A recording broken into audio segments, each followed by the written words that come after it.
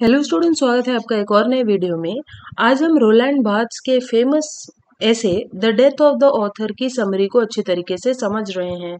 इस ऐसे में रोलैंड बार्थ्स ने हमें बताया है कि कैसे जब हम किसी भी वर्क को पढ़ते हैं तो उस वर्क की मीनिंग को इंडिपेंडेंटली ना समझकर हम उस वर्क को लिखने वाले ऑथर के बैकग्राउंड को चेक करने लगते हैं और उसकी लाइफ के बारे में सोचने लगते हैं कि क्या ऑथर की लाइफ में जो कुछ हुआ उससे इंस्पायर होकर उसने इस टेक्स्ट को या इस वर्क को लिखा है, ऐसा हम सोचने लग जाते हैं। तो हम ऑथर की लाइफ और बैकग्राउंड को माइंड में रख के टेक्स्ट को एनालाइज करने लग जाते हैं, टेक्स्ट की मीनिंग समझने लग जाते हैं, जबकि ये जो अप्रोच है वो गलत है।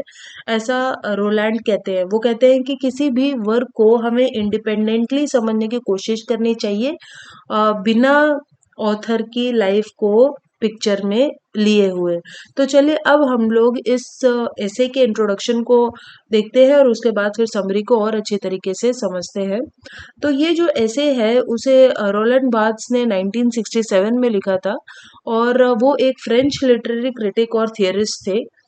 तो जैसे मैंने आपको बताया कि बार्थ्स क्रिटिसाइज कर रहे हैं और बता रहे हैं कि ये जो हमारा ट्रेडिशनल अप्रोच है ना, पुराना तरीका है टेक्स्ट को इवेलुएट करने का, एनालाइज करने का, ये बहुत ही ज़्यादा ऑथर सेंट्रिक है। यानी हम ऑथर के बारे में सोचने लग जाते हैं जब हम उसके वर्क को पढ़ते हैं। That is centred on looking for the author's intentions. तो हम ऑथर के इंटेंशंस के बारे में सोचने लग जाते हैं, उसकी लाइफ और बैकग्राउंड के बारे में सोचने लग जाते हैं, rather than the meaning of the text. तो हम लोग टेक्स्ट की मीनिंग की जगह ऑथर की लाइफ और बैकग्राउंड को सोचने लग जाते हैं जब हम टेक्स्ट को पढ़ रहे होते हैं। सो वो कहते हैं कि हमें किसी भी टेक्स्ट को इंडिपेंडेंटली समझना चाहिए, उसके सब्जेक्ट मैटर को इंडिपेंडेंटली लेना चाहिए। तो जो डेथ ऑफ द ऑथर ये ऐसे है, इसमें रॉलैंड ने बहुत सारे इंपॉर्टेंट क्लेम्स किए हैं between the author and literary text. तो वो कहते हैं that works of literature are not original. वो कहते हैं कि जो कुछ भी एक ऑथर लिखता है वो प्योरली ओरिजिनल नहीं होता, वो किसी न किसी से इंस्पायर्ड होता ही है।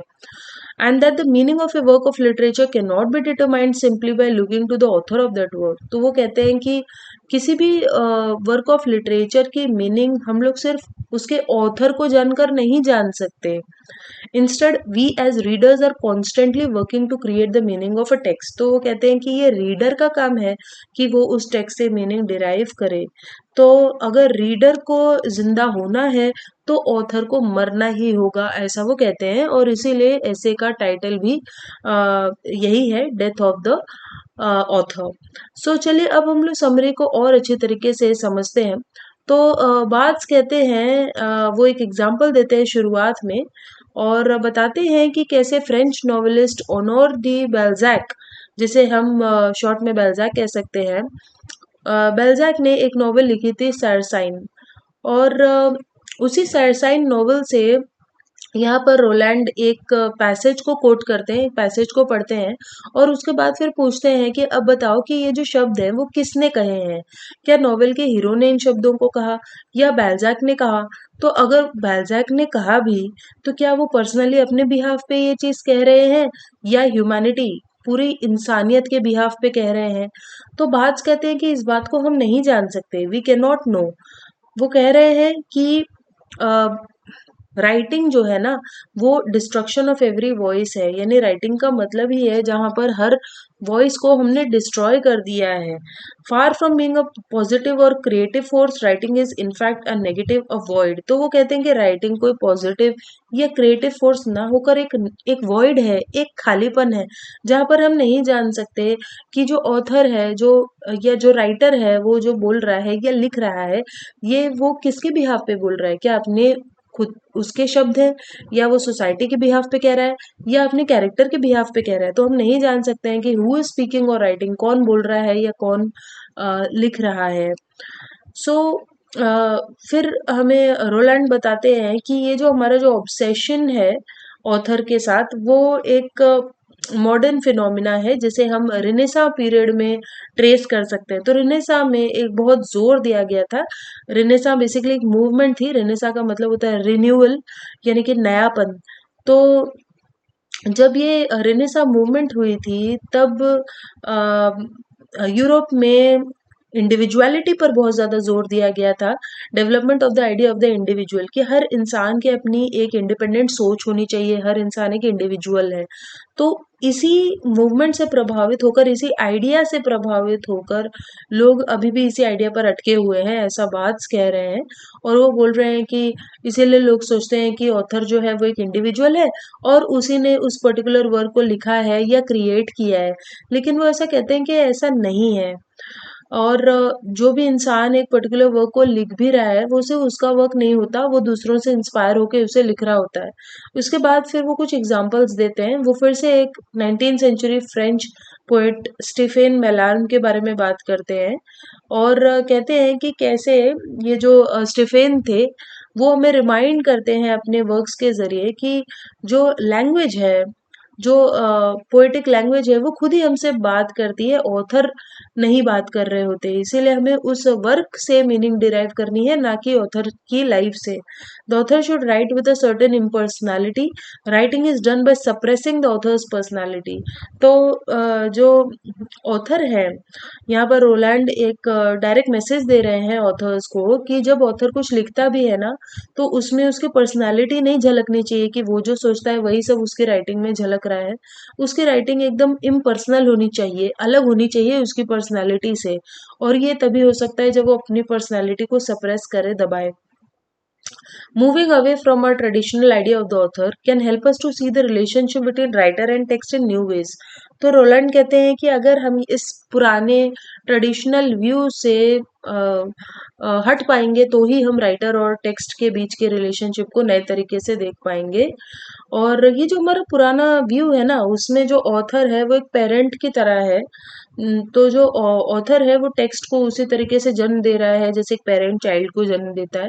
लेकिन हमें ये समझना होगा कि जो ऑथर है वो बस एक स्क्रिप्टर है। तो अब ये जो स्क्रिप्टर है, वो एक फ्रेंच टर्म है जिसका मतलब होता है कॉपिस्ट। तो यहाँ पे रोलैंड कहते हैं कि जो ऑथर है ना, वो एक कॉपिस्ट है। वो बस एक वर्क को पेश कर रहा है, लेकिन वो ऑलरेडी इंस्पायर्ड है।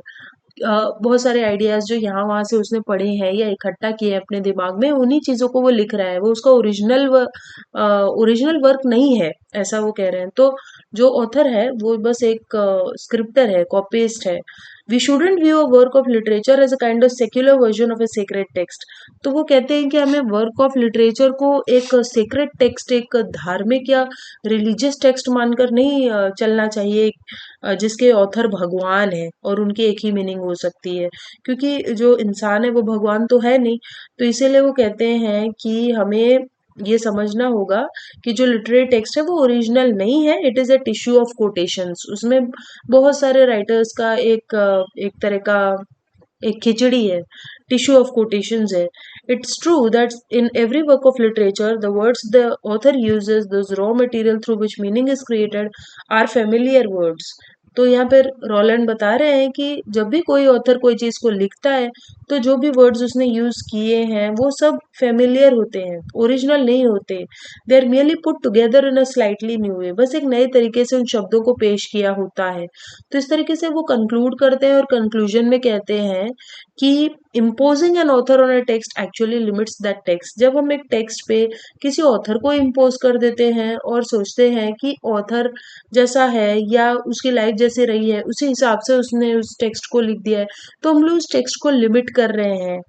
तो इसीलिए हमें ऑथर के रिस्पेक्ट से, रिलेशन से उस वर्क को नहीं देखना चाहिए।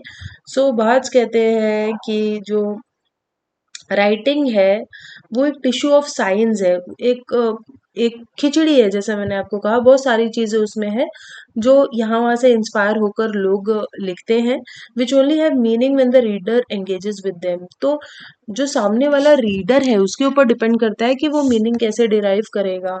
तो जो रीडर है उसके ज़रिए ही एक्चुअल मीनिंग को डिराइव किया जा सकता है। और रीडर का जन्म तभी होगा, एक्चुअल रीडर का, जब ऑथर की डेथ होगी। इसीलिए टाइटल ये है ऐसे का, the meaning of a text lies not in its origin but in its destination.